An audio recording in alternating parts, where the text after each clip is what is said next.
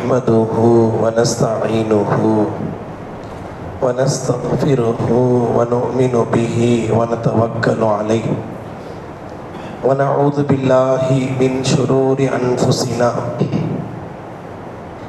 ومن سيئات أعمالنا من يهده الله فلا مضل له ومن يضلله فلا هادي له ونشهد أن لا إله إلا الله وحده لا شريك له ونشهد أن سيدنا ونبينا ومولانا محمدا عبده ورسوله أرسله بالحق بشيرا ونذيرا أما بعد فقد قال الله تبارك وتعالى في القرآن العظيم والفرقان المجيد أعوذ بالله من الشيطان الرجيم بسم الله الرحمن الرحيم إن الله وملائكته يصلون على النبي يا أيها الذين آمنوا صلوا عليه وسلموا تسليما اللهم صل على سيدنا محمد وعلى آل سيدنا محمد وبارك وسلم عليه اللهم صل على سيدنا محمد وعلى آل سيدنا محمد وبارك وسلم عليه اللهم صل على سيدنا محمد وعلى آل سيدنا محمد التي قرنت البركة بذاته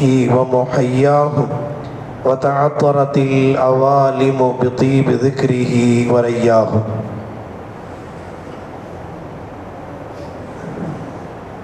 அல்லாஹ்வின் மகத்தான பேரருளால்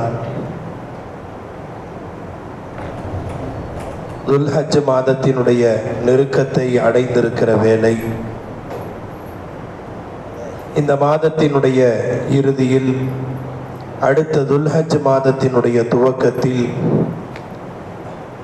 நினைவு கூறப்படுகின்ற, நினைவூட்டப்பட வேண்டிய அமல்களில் ஹஜ்ஜும் உம்ராவும் ஜியாரத்தும் குர்பானியும் இந்த மாதங்களில் மட்டும்தான் நிறைவேற்றப்பட முடியும் என்கிற இஸ்லாமிய அடிப்படை சட்டத்தின் அடிப்படையில் இந்த மாதத்தில் இந்த அமல்களின் முன்னோடியாய் அல்லாஹ்வினால் ஆக்கப்பட்ட ஹஸரத் இப்ராஹிம் அலைஹி ஸலாத்து வஸ்ஸலாம் அவர்களும், மஹப்பத்திற்கு முன்மாதிரியாய் அல்லாஹ்வினால் ஆக்கப்பட்ட முஹம்மது ரசூலுல்லாஹ் ஸல்லல்லாஹு அலைஹி வஸல்லம் அவர்களும் நினைவூட்டப்படுவதும், அவர்கள் வாழ்ந்த அந்த பூமியை தரிசிப்பதற்கான அந்த பேரார்வமும் நம்முடைய கல்வில் இடம்பெறுவது என்பது அவசியத்திலும் அவசியம். உலகத்தின் மூலை முடுக்கெல்லாம் கலிமா சொன்ன இஸ்லாமியர் வாழ்ந்தாலும் வாழ்நாளில் ஒரு பொழுதேனும் நபிமார்கள் வாழ்ந்த பாரக்னா ஹவுலஹு, அதை சுற்றி நாம் பரக்கத் பொருந்தி இருக்கிறோம் என்று அல்லாஹ் கூறியிருக்கிற அந்த இறை இல்லத்தை என்னுடைய பாவப்பட்ட என்னுடைய கால் அங்கே படுவதற்கு வாய்ப்பு கிடைக்காதா என்று ஏங்குவது, அது முஃமினுக்கான அல்லாஹ்வின் மீது கொண்டிருக்கிற அன்பின் வெளிப்பாடு. அல்லாஹ் அந்த ஏக்கத்தை தருவானாக.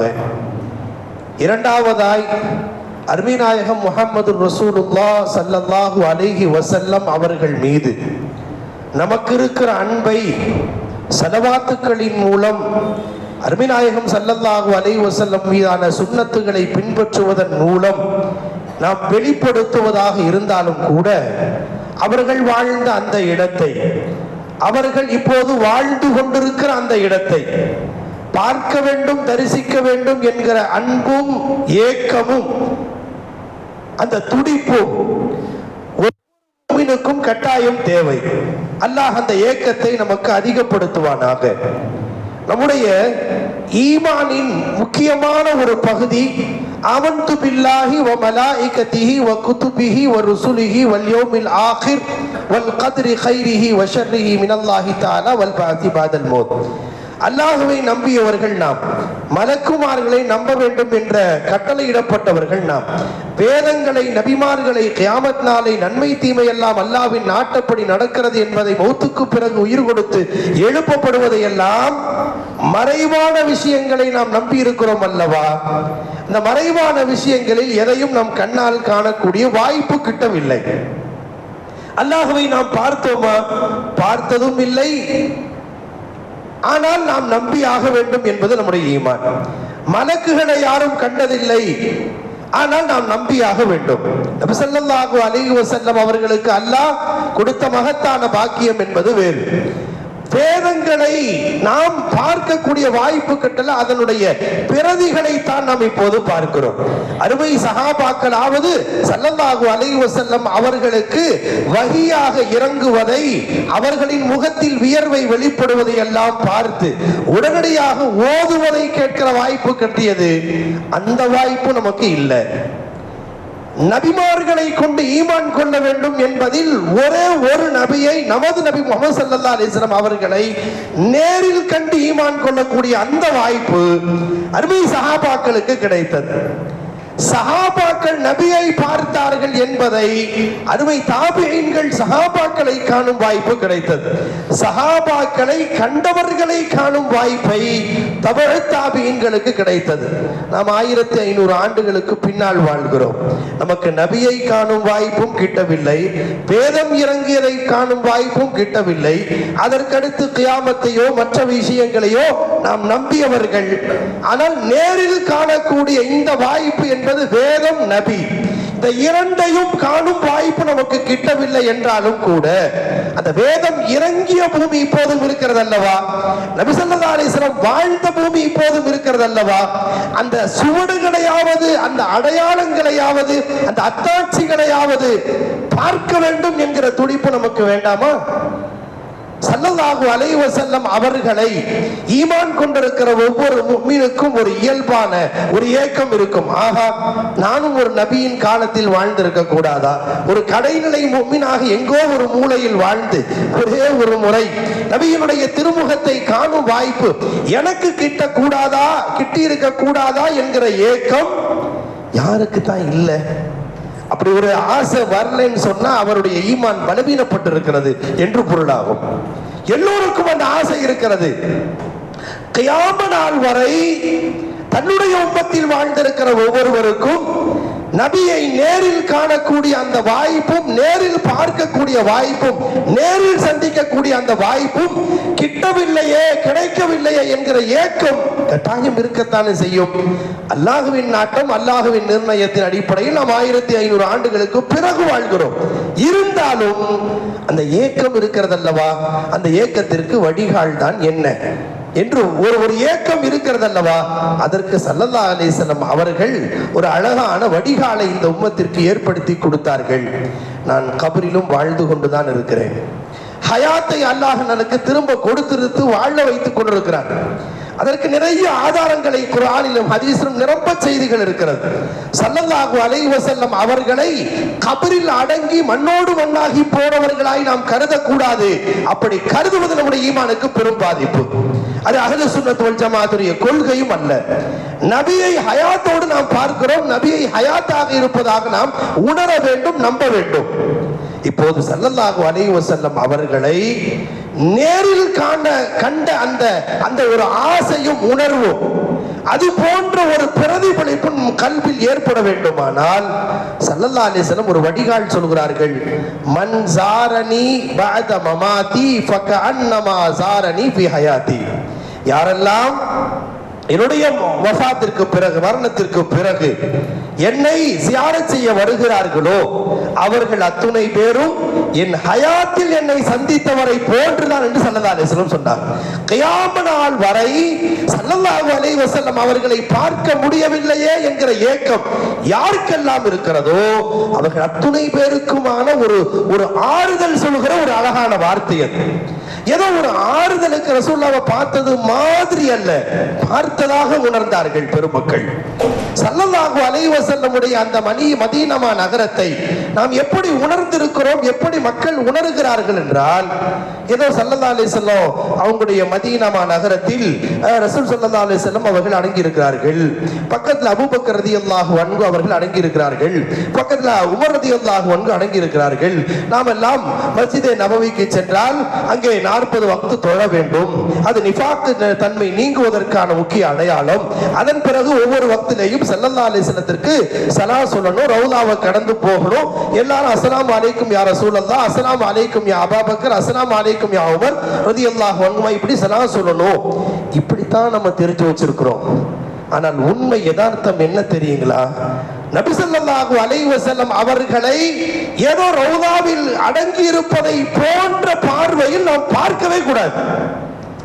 ஸல்லல்லாஹு அலைஹி வஸல்லத்தை எப்படி நாம் உணர வேண்டும், பார்க்க வேண்டும், அப்படி சிந்திக்க வேண்டும் என்றால் ஸல்லல்லாஹு அலைஹி வஸல்லத்தை ஹயாத்துல நேர்ல பார்க்கிற உணர்வு நமக்கு ஏற்பட வேண்டும். அல்லாஹ் நமக்கு தௌஃபீக் செய்வானாக. பெருமக்கள் அப்படித்தான் பார்த்திருக்கிறார்கள், பார்க்க வேண்டும் என்று மார்க்கத்தில் வலியுறுத்தி சொல்லப்பட்டிருக்கிறது. ஸல்லல்லாஹு அலைஹி வஸல்லத்தை அருமை சஹாபாக்கள் எப்படி பார்த்தார்கள், அந்த உணர்வு நமக்கு ஏற்பட வேண்டும். எனது ஆன்மீக தந்தை அடிக்கடி ஒரு வார்த்தை, ஒரு உதாரணம் சொல்வாங்க, அதை மீண்டும் நினைவுபடுத்துகிறோம். ஸல்லல்லாஹு அலைஹி வஸல்லத்தை, ரவுலாவை, மகான்களை எப்படி நாம் என்றால், ஒருவர் காரில் அமர்ந்திருக்கிறார். கார்ல கண்ணாடியில கருப்பு ஸ்டிக்கர் ஒட்டி இருக்கு. இப்போ காருக்குள்ள இருப்பவர் வெளியில இருப்பவர்களை எல்லாம் பார்க்கிறார் இல்லையா? வெளியில இருப்பவர்களை பார்க்கிறார். வெளியில இருப்பவர் காருக்குள் உள்ள யார் இருக்கிறார் என்பதை பார்க்க முடியல. ஏன்? கருப்பு ஸ்டிக்கர் திக்னஸா ஒட்டி இருந்தா உள்ளுக்குள் யார் இருக்கிறார் என்பதை காண முடியாது. ஆனால் உள்ளே இருப்பவர் வெளியில இருப்பதை பார்க்க முடிகிறது அல்லவா? இந்த திரை தான் பர்சக். பர்சக் என்றால் திரை உலகம் என்று பெயர். உள்ளே இருக்கிற முஹம்மது ஸல்லல்லாஹு அலைஹி வஸல்லம் நம்மை பார்க்கிறார்கள்.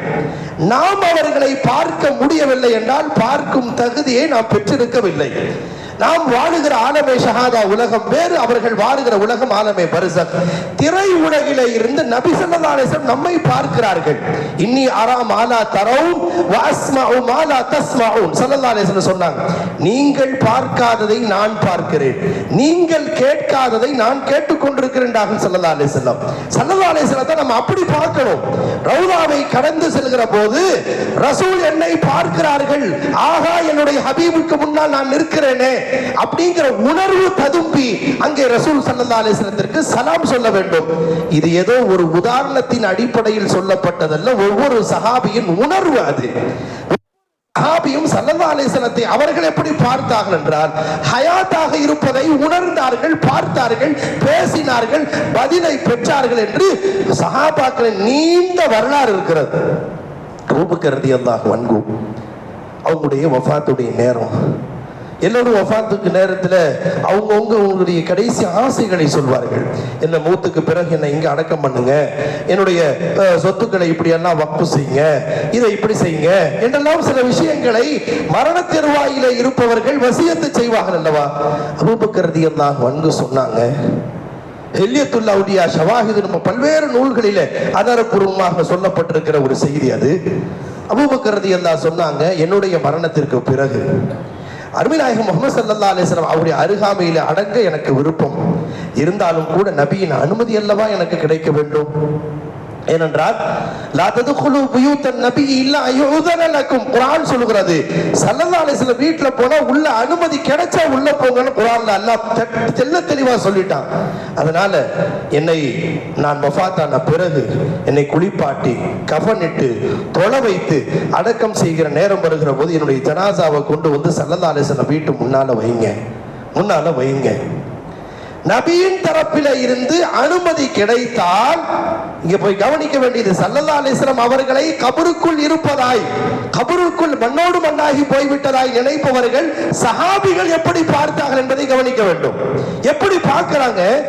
ரசூலுல்லாஹ்வுடைய அனுமதி கிடைச்சா உள்ள கொண்டு போங்க. எல்லாரும் குளிப்பாட்டி அடக்கம் செய்யறதுக்கு நேரம் வந்த போது கொண்டு வந்து ஸல்லல்லாஹு அலைஹி வஸல்லம் வீட்டுக்கு அருகாமையில வீட்டு வாசல்ல வைக்கிறாங்க. எல்லா சஹாபாக்களும் குழுமி இருந்த எல்லா சஹாபாக்கள் காதிலும் விழுகிறது, சிலில் ஹபீப் இலல் ஹபீப், என் நேசரை நேசரோடு சேர்த்து விடுங்கள். எல்லா சஹாபி காதிலும் விழுகுது. உடனடியாக கதவு தானாகவே திறக்கிறது. எல்லோரும் கொண்டு போய் ஸல்லல்லாஹு அலைஹி வஸல்லம் அருகாமையில் அபூபக்கர் ரலியல்லாஹு அன்ஹு அவர்களை அடக்கம் செய்கிறார்கள். என்ன புரிகிறது என்றால், நபியை அவர்கள் பார்த்த பார்வை ஹயாத்தாக பார்த்தார்கள். ஆயிஷா ரலியல்லாஹு அன்ஹா அவருடைய வீட்டுல, அங்கதானே அடங்கி இருக்காங்க ஸல்லல்லாஹு அலைஹி வஸல்லம், ஓய்வு எடுக்கிறாங்க அல்லவா. அவங்க வீட்டுல இருந்து ஒரு 4 வீடு தள்ளி ஒரு நபர் கதவுல டக்கு டக்கு டக்குன்னு வேகமா ஆணி அடிச்சிட்டு இருந்தார். ஆயிஷா அம்மா யார் வீட்டுல இந்த சத்தம் கேட்டாங்க. இன்னும் நபர் அவர் இந்த கார்பெண்டர் வேலை டக்கு டக்குன்னு ஆணி அடிச்சு சொல்லி அனுப்புங்க, ரசூலுக்கு அது டிஸ்டர்ப் ஆகும். சொல்லனாங்க ஸல்லல்லாஹு அலைஹி வஸல்லம் அவங்களுடைய இடையூறாகும். ரசூல் ஸல்லல்லாஹு அலைஹி வஸல்லம் ரவுதாவில் ஓய்வெடுப்பது அதுக்கு சிரமமாகும். லா தர்ஃபஉ அஸ்வாதக்கும் ஃபௌக ஸௌத்தின் நபி, நபியினுடைய சத்தத்தை விட நீங்க சத்தத்தை உயர்த்தாதீங்க. அன்தஹபத அமாலுக்கும் வஅன்தும் லா தஷ்ஊன், உங்களுக்கே தெரியாம உங்க அமல் அழிக்கப்பட்டுரும் அப்படின்னு குர்ஆன்ல சொன்ன அந்த ஆயத்தை ஓதி காட்டி, எங்கோ போய் சென்று அவர் சத்தம் இல்லாமல் அதை சரி செய்து விடட்டும் என்று ஆயிஷா ரலியல்லாஹு அன்ஹா சொன்ன செய்தி வரலாற்றில் இருக்கிறது. அப்படியானால் ஆயிஷா ரலியல்லாஹு அன்ஹா பார்த்த பார்வை எங்கே? நாம் பார்க்க வேண்டிய பார்வை எங்கே? ஒவ்வொருவரும் ஒன்றா இரண்டா? அபூ அய்யூப் அல் அன்சாரி ரலியல்லாஹு அன்ஹு, மர்வானுடைய ஆட்சி நடக்கிறது. அவர்கள் ரசூல் ஸல்லல்லாஹு அலைஹி வஸல்லம் அவர்களுடைய எவ்வளவு காதல் மிக்க அந்த பேரன்பை வெளிப்படுத்திய பெருமகனார் என்று நமக்கு தெரிந்த செய்திகள் தான். பாங்கு சொல்கிற போதெல்லாம் அஷ்ஹது அன்ன முஹம்மது ரசூலுல்லாஹ் சொல்லுகிற போது நபியின் திருமுகத்தை கண்டு தரிசித்த பெருமகனார். ஆனால் ரசூலை காணாமல் அந்த மதீனாவில் இருக்க முடியவில்லை. ஷாம் தேசத்திற்கு போய்விட்டார்கள். நாட்கள் கடக்கிறது, காலங்கள் கடக்கிறது. ஸல்லல்லாஹு அலைஹி வஸல்லம் ஒரு முறை கனவில் தோன்றி, பிலாலே என்ன மறந்துட்டீங்களா, என்ன மறந்துட்டீங்களான்னு சொன்னாங்க. அவர்களுக்கு உணர்ச்சி ததும்பி அவர்கள் எழுந்த உடனே, நாயகமே உங்களை நான் மறக்கவே இல்லை, நீங்கள் இல்லாத பூமியில் என்னால் இருக்க முடியல, ரசூலுடைய அழைப்பு வந்து விட்டது. உடனே புறப்பட்டு வந்தார்கள், மதீனா நகரத்திற்கு வந்தார்கள். தன்னுடைய கன்னத்தை ஸல்லல்லாஹு அலைஹி வஸல்லமுடைய அந்த புனிதமான கபரின் மீது தன்னர் கன்னத்தை வைத்துக் கொண்டு அழுகிறார்கள். நாயகமே, நான் உங்களை மறக்கவில்லை, நீங்கள் எங்களுடைய பார்வையில் இல்லாமல் எனது பார்வையில அடிக்கடி பார்த்திருந்த அந்த இடத்தில் நான் அஷ்ஹது அன்ன முஹம்மது ரசூலுல்லாஹ் சொல்லுகிற போதெல்லாம் உங்கள் திருமுகத்தை திரும்பி பார்ப்புகிற அந்த வாய்ப்பு எனக்கு கிட்டலையே, அதனால என்னால் இருக்க முடியலைங்கிறனால தான் நான் ஷாம் தேசத்துக்கு போனேன், நாயகமே என்னை மன்னித்திருங்கள் என்று தொடர்ந்து கன்னத்தை வைத்துக் கொண்டு அழுகிறார்கள். தொடர்ந்து அழுகை. பிலால் ரலியல்லாஹு அன்ஹு அந்த அழுகையின் போது, கும் யா பிலால், பிலாலே எழுந்திருங்கள் என்று சத்தம் கேட்கிறது. பிலாலே எழுந்திரீங்க. அவர்கள் எழுவதாக இல்லை, தன்னுடைய காதலை எல்லாம் பேசி பேசி நபியிடத்தில் சமர்ப்பிக்கிறார்கள். தொடர்ந்து அந்த அழுகையினுடைய ஒரு கட்டத்தில், பிலாலே நீங்க எழுகிறீர்களா, நான் எழட்டுமா என்ற சத்தம் கேட்டது. தன்னுடைய முகத்தை உயர்த்தி கொண்டதாய் பிலால் ரலியல்லாஹு அன்ஹுடைய வாழ்க்கை குறிப்பில் மிக ஆதாரபூர்வமாய் வரலாற்று ஆசிரியர்கள் குறிப்பிட்டிருக்கிற ஒரு முக்கியமான செய்தி குறிப்பில் இருந்து நாம் புரிய வேண்டிய செய்தி என்னவென்றால், ஸல்லல்லாஹு அலைஹி வஸல்லம் அவர்களை நாம் பார்க்கிற பார்வை என்ன, சஹாபாக்கள் எந்த பார்வையோடு பார்த்தார்கள் என்பதை கவனிக்க வேண்டும். முஸ்னத் அஹ்மதிலே ஒரு ஹதீஸ், மர்வானுடைய ஆட்சி நடந்து கொண்டிருக்கிற போது அபூ அய்யூப் அல் அன்சாரி ரலியல்லாஹு அன்ஹு அவர்கள், அந்த நேரத்தில் அபூ அய்யூப் அல் அன்சாரி ரலியல்லாஹு அன்ஹு அவர்கள் நபி ஸல்லல்லாஹு அலைஹி வஸல்லம் அவர்களை பார்ப்பதற்காக ஏங்கியவர்களாய் வந்தவர்கள் நபி ஸல்லல்லாஹு அலைஹி வஸல்லம் அந்த புனிதமான கபரிலே சாய்ந்து நபியோடு மானசீகமாய் உரையாடி கொண்டிருந்தார்கள். அபூ அய்யூப் அல் அன்சாரி ரலியல்லாஹு, நீண்ட நேரம் மர்வான் யார் அங்கே, என்ன கபர்ல யார் வந்து அப்படி சாய்ந்து இருக்கிறது அப்படின்னு கேட்டார். இவருக்கு வந்துச்சு இவருடைய அந்த உணர்ச்சி வேகம். திரும்ப சொன்னாரு, ஜிஅத் ரசூலுல்லாஹி ஸல்லல்லாஹு அலைஹி வஸல்லம் வலம் ஆத்தில் ஹஜர். நல்லா புரிஞ்சுக்கணும், நான் ரசூல்லாட்ட வந்து பேசிக்கிட்டு இருக்கிறேன், நான் நபியோடு பேசிக்கிட்டு இருக்கிறேன், நபியிடத்தில் வந்திருக்கேன், நான் ஒன்னும் கல்லிட்ட வரல. முஸ்னத் அஹ்மதிலே பதிவாகி இருக்கிற செய்தி. அவங்க சொன்னாங்க, திரும்ப அபூ அய்யூப் அல் அன்சாரி ரலியல்லாஹு அன்ஹு திரும்ப சொன்னார்கள், நான் ரசூலிடத்தில் வந்திருக்கிறேன், நபியோடு நான் பேசிக்கிட்டு இருக்கிறேன், நீ என்ன குறுக்கல, நான் பேசுறது நபிகிட்ட தான், கல்லிட்ட இல்ல அப்படின்னா பதிலே இல்லை. அப்ப சஹாபாக்கள் பார்த்த பார்வை கபராகவும் மண்ணாகவும் கல்லாகவும் பார்க்கவில்லை, நபியை நேரடியாக உரையாடுகிற அந்த பெரும் பேரின்பத்தை ஒவ்வொருவரும் உணர்ந்தார்கள்.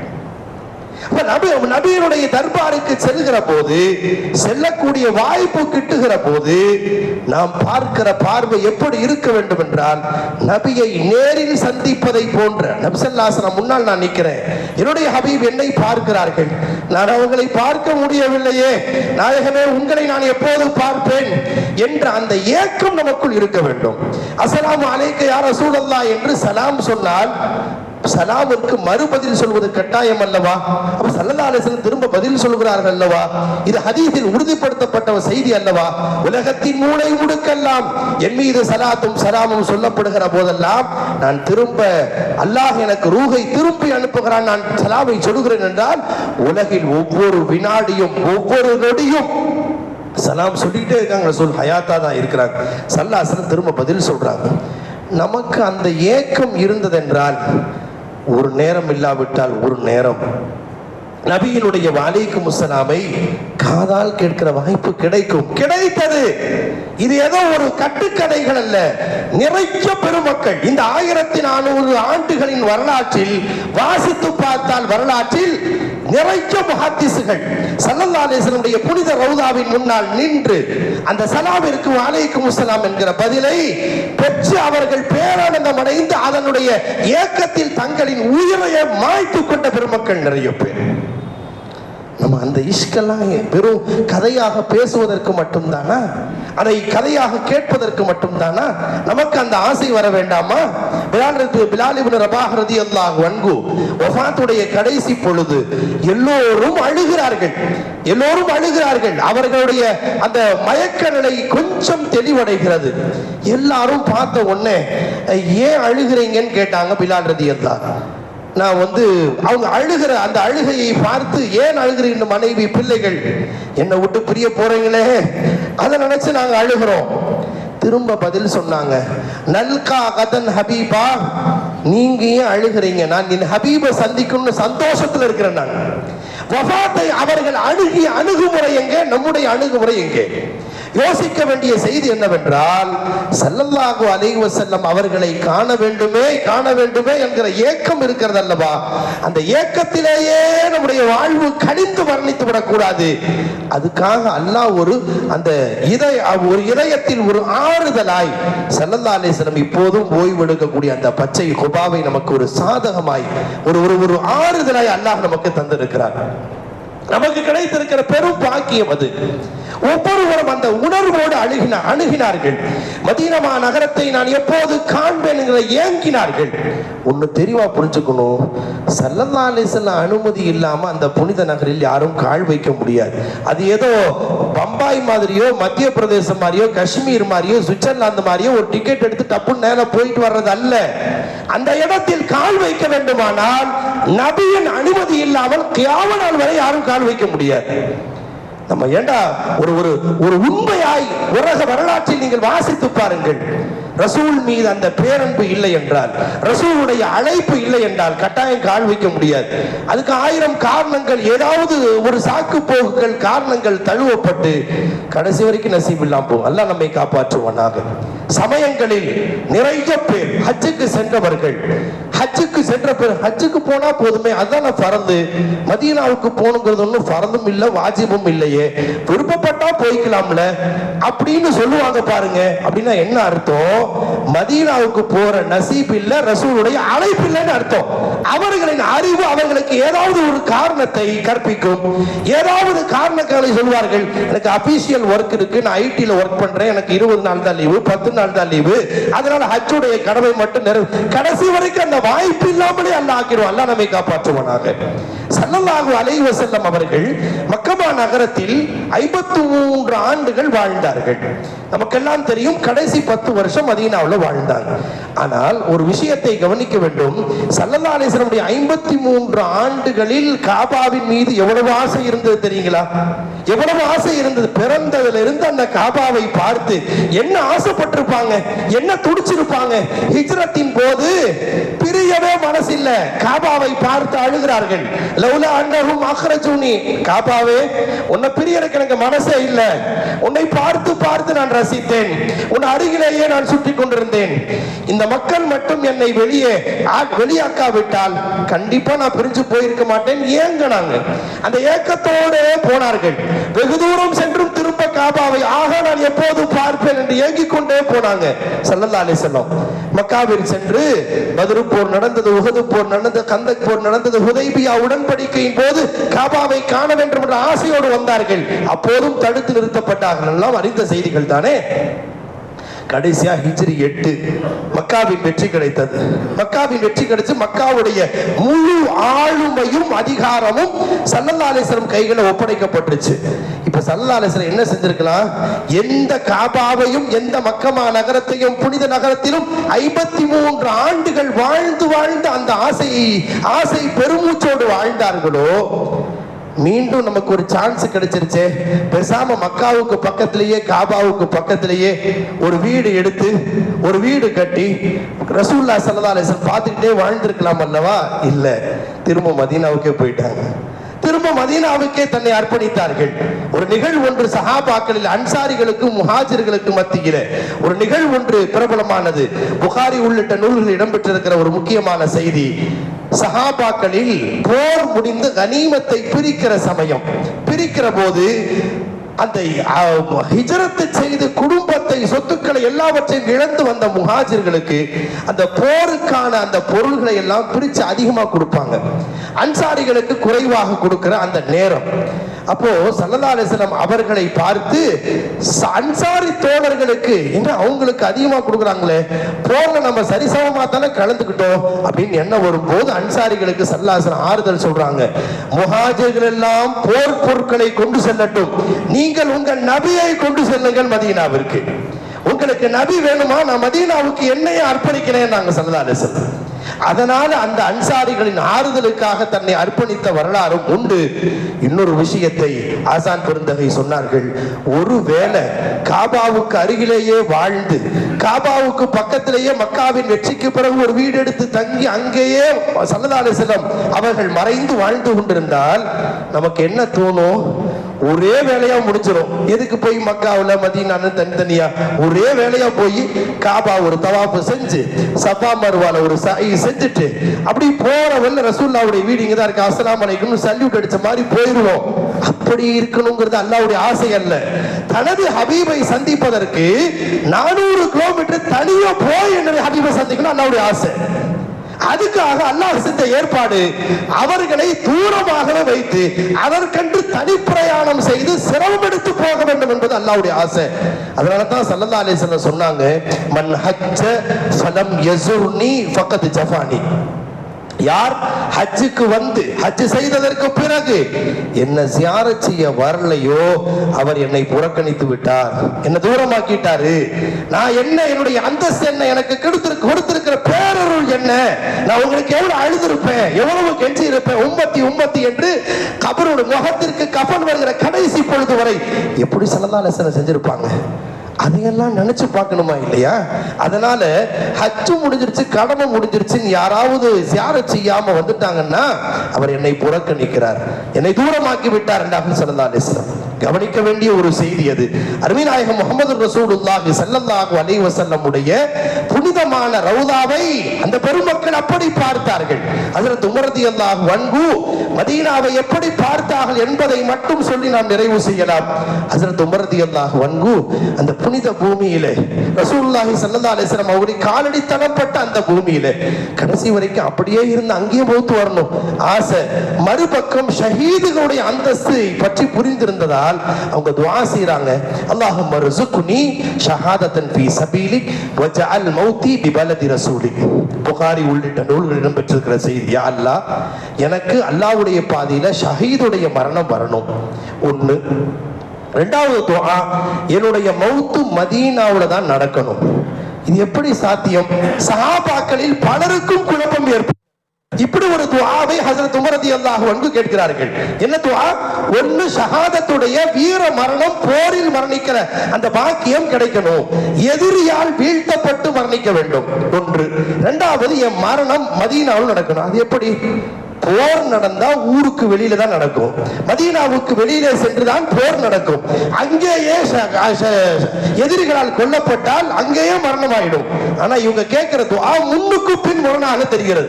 ஷஹீதுடைய மரணமும் வேண்டும், என் மௌத்து மதீனாவில் நிகழ வேண்டும். எல்லா சஹாபாக்களும் ஆச்சரியப்பட்டார்கள். இது எப்படி சாத்தியம்? இது என்ன வித்தியாசமா கேட்டிருக்கிறாங்க. நேரம் வந்தது, அல்லாஹ் அந்த வாய்ப்பையும் அவங்களுக்கு தந்தார். ஃபஜ்ர் தொழுகைக்கு தக்பீர் கட்டி இருக்கிற போது முதல் சப்பிலேயே அந்த ஒரு நபரை, ஒரு எதிரியை நிற்க வைத்து அவர் குத்துல அப்படியே ரசூலுல்லாஹ்வுடைய புனித ரவுதாவிலேயே தன்னுடைய உயிரை ஒரு நாட்களுக்கு பிறகு அவர்களுடைய அந்த ஷஹாதத்துடைய மரணத்தை அல்லாஹ் தர்றான். கேட்ட துஆ கபூலாச்சு. எதிரியால் கொல்லப்படுகிற ஷஹாதத்துடைய மரணமும் வேண்டும், என் மௌத்து மதீனால தான் நடக்கணும். என்ன ஆசை இருந்தால் அந்த மதீனாவின் மரணம் நிகழ்ந்து ஜன்னத்துல் பக்கீயில் அடங்கியிருந்தால் கூட போதுமானது. ஆனா அல்லாஹ் கொடுத்த ஒரு கிஃப்ட், ரசூலுல்லாஹ்வுடைய ரவுதாவிலே அந்த பக்கத்திலேயே மரணித்ததோடு மட்டுமல்லாமல் காலம் முழுக்க அவருடைய அருகாமையிலேயே ஓய்வெடுக்கக்கூடிய வாய்ப்பையும் சேர்த்து தருகிறார். இந்த பெருமக்களுடைய ஆசை அது. மதீனா நகரத்தினுடைய மண்ணினுடைய பூமியினுடைய அந்த ஏக்கம் அவர்களை அப்படி சிந்திக்க வைத்தது, அப்படி துஆ செய்ய வைத்தது. அபூ ஹனீஃபத்துல் குஃபி ரஹிமஹுல்லாஹ் 3 நாளைக்கு மேல மதீனாவுல தங்கல. அதையெல்லாம் பார்த்துட்டு சில பேர் குறை சொன்னாங்க. என்ன மதீனாவுக்கு வர்றீங்க, ஒரு 3 நாள்ல போயிடுறீங்களே, இது நியாயமா இருக்கா? ஒரு 8 நாள் 9 நாள் தங்கணுமா இல்லையா? அவங்க பதில் சொன்னாங்க கண்ணியமான முறையில, மதீனாவுல நான் எப்பவுமே சிறுநீர் கழிக்கிற பழக்கமே இல்லை. ஏன்னா எனக்கு தெரிஞ்சு ஸல்லல்லாஹு அலைஹி வஸல்லம் புனித பாதம் எங்கே பட்டிருக்கும் என்று தெரியாது. நான் ஒரு கால் சிறுநீர் தேவைக்கு நான் போய் எங்கேயாவது சிறுநீர் கழிச்சா ஒருவேளை அந்த இடத்தில் ரசூலுடைய புனிதம் பாதப்பட்டிருந்தால் அந்த இடத்துல நான் கண்ணிய குறைவாக்குனதாயிடும். அதனால முடிஞ்ச வரைக்கும் என்ன கண்ட்ரோல் பண்ணிக்கிறேன். 3 நாளைக்கு மேல என்ன கண்ட்ரோல் பண்ண முடியல, அதனால தான் நான் 3 நாளைக்கு மேல தங்குறது. எப்படி அவர்கள் பார்த்த பார்வை நாம் மதீனாவை நாம் இப்போது பார்க்கிற பார்வைக்கும் பெரிய வித்தியாசம் இருக்கிறது. அன்பான பெருமக்களே, மதீனாவை ரவுதாவை நபி ஸல்லல்லாஹு அலைஹி வஸல்லம் அவர்களை ஹயாத்தோடு பார்த்த அந்த பேரின்பம் கிடைக்க வேண்டும் என்கிற ஆசைக்கு அல்லாஹ் ஹஜ்ஜையும் உம்ராவையும் ஒரு வாய்ப்பாக அந்த பயணத்தை ஆக்கி இருக்கிறான். அதை நாம் நல்ல முறையில் பயன்படுத்திக் கொள்ள வேண்டும்.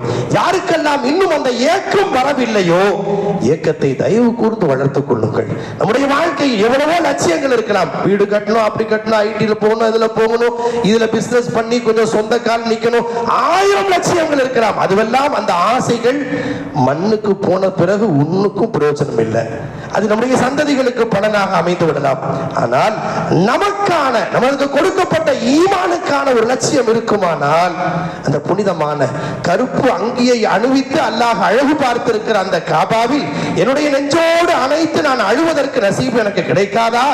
புனிதமான அந்த பச்சை குபாவை கண்ணார கண்டு ரசித்து நபிகள் ஸல்லல்லாஹு அலைஹி வஸல்லம் அவர்களோடு உரையாடக்கூடிய வாய்ப்பும் அந்த சலாமிற்கு பதில் சொல்லக்கூடிய வாய்ப்பு கிடைக்காதா என்கிற ஏக்கம் தான் ஒரு முஃமினுடைய அழகான ஏற்றமிக்க ஏக்கமாக இருக்க முடியும். அதுதான் ஈமானுக்கான காதல் பயப்பட்ட நபர்களுடைய உண்மையான அடையாளமாக இருக்க முடியும்.